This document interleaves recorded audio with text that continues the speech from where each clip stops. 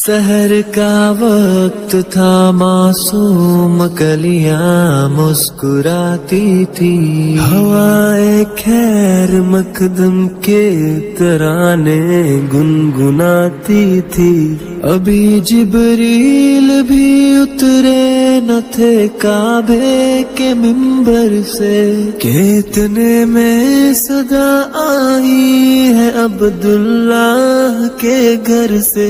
مبارک ہو شہ ہر دو سرا تشریف لے آئے، مبارک ہو محمد۔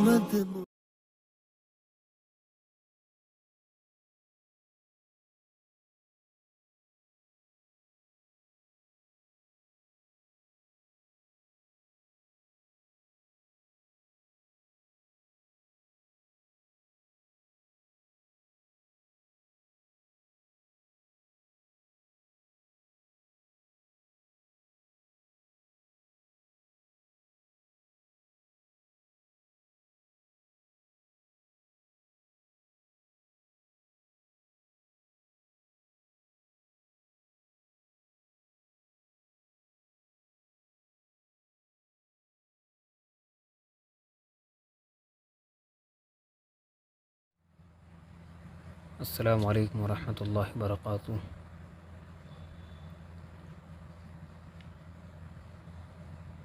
مسلم خواتین کی پریشانی اور ان کے سمادھان کا یہ پارٹ نمبر 2 ہے۔ چلیے شروع کرتے ہیں۔ بسم اللہ الرحمن الرحیم۔ مسلم سماج کا بگاڑ۔ اسلام کی خاندانی تعلیمات پر اعتراضات کی اہم وجہ موجودہ مسلم سماج کا بگاڑ ہے۔ مسلمانوں کی دین سے پوری اور جہالت کی وجہ سے بہت سی خرابیاں پیدا ہو چکی ہیں، جیسے نکاح کو آسان بنانے کی بجائے فضول خرچی اور بے جا رسموں کو اختیار کر کے مشکل بنا دیا گیا ہے۔ بہت معمولی وجہوں سے شادی شدہ زندگیوں میں کڑواہٹیں آ جاتی ہیں، جو اس حد تک بڑھتی ہیں کہ مرد ایک ہی وقت میں 3 طلاق دے بیٹھتا ہے، جس کی وجہ سے کچھ ہی دیر میں ایک بسا بسایا گھر اجڑ جاتا ہے۔ بچے ماں باپ کے بیچ تقسیم ہو جاتے ہیں۔ پھر جب میاں بیوی کے دوبارہ ایک ہونے کی صورت باقی نہیں رہتی تو حلالے کی ناجائز طریقے کو اپنایا جاتا ہے۔ ایک سے زیادہ بیوی ہونے کی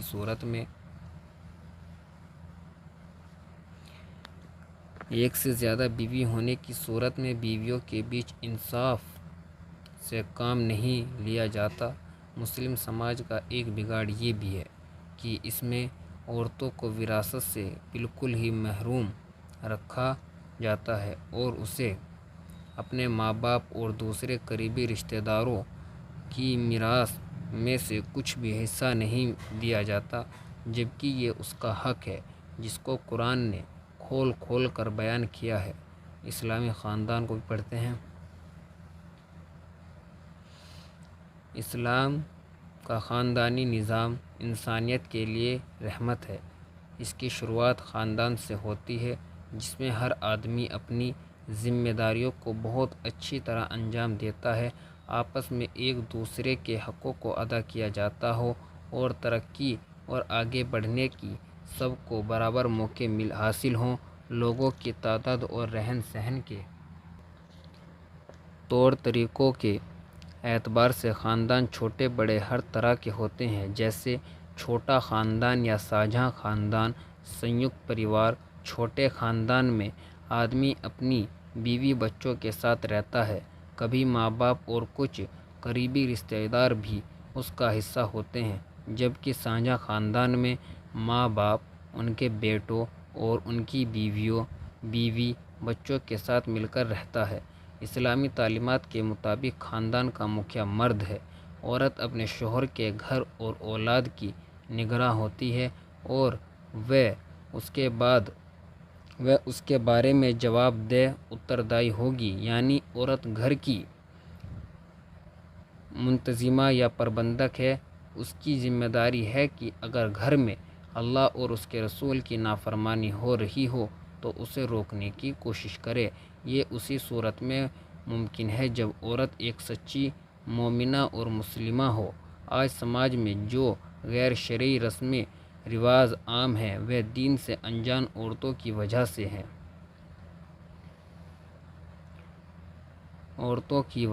ہیں۔ اگر ایک مسلمان عورت یہ ٹھان لے کہ میرے گھر میں اسلامی تعلیمات کے تحت ہی تمام کام ہوں گے تو وہ گھر کو ایک مثالی خاندان بنا سکتی ہے۔ السلام علیکم ورحمۃ اللہ وبرکاتہ۔ اگلے ویڈیو میں ہم پڑھیں گے آسان نکاح۔